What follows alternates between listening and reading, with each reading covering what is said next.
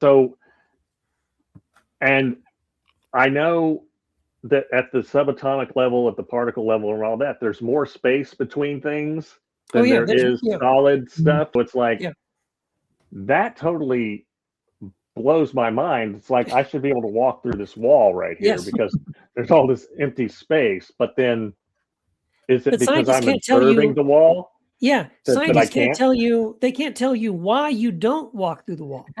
Like that's part of it. Is like if you just look at the reality of it, like you said, it's mostly empty space.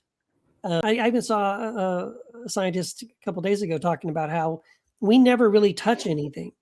Like you really can't physically because like there's a field between the other thing and you, and so there never is actual contact, right? Your fields may interact a little bit, but you can never actually touch something. But then they also can't understand why you don't just slip right through things, right? You sit down. It is actually not solid. Even the space between those solid particles in between are simply little swirling vortexes of energy that appear to offer resistance, but they're also just energy. No, that's a good point. Yeah, we imagine that they're like little billiard balls or whatever, but they're not. They're not solid particles. They're patterns. They're patterns of potential. Yeah. And the deeper into reality you go, the less solid it becomes.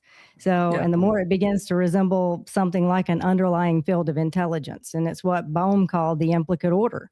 And it's where, where what we experience as form is just really an expression of those deeper patterns. And it's almost archetypal in nature. So we're all made up of all those patterns and we're interconnected through that implicate order. So basically we're having a disassociated experience. Like we see ourselves as separate and we see the world as solid, but it's all an illusion. In the sense that we're not seeing reality as it really is. We're seeing what it looks like from the outside. So from that disassociated state, in other words. And basically, birth is a disassociation and death is the end of that disassociation.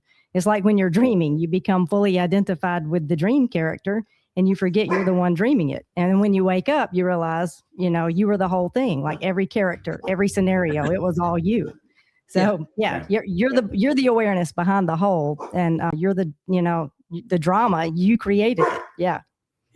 I love that. I heard a couple of things in there. One that sounded like process theology from a Christian perspective, and some that sounded like Buddhism from a Buddhist perspective. Yes. And I, these days I lean more towards the process theology realm of things. Because it doesn't pretend to have all the answers for one thing, and it makes more sense than the divine puppet master of, say, Calvinistic Reformed theology or even some Catholic theologies. And the Buddhists have I went on a Buddhist reading kick back 20 years ago. I read a bunch of different books about Buddhism because I was deconstructing from Christianity, and they talk about that interconnectivity of all things and all people in Buddhism. Yeah.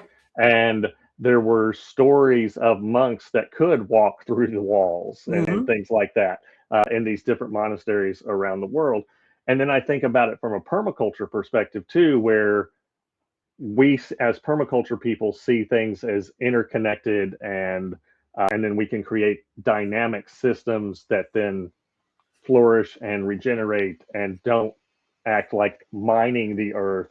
They act like living alongside of the earth. Yeah. And all of that makes a lot of sense to me, in as much as it can with our limited human capacity.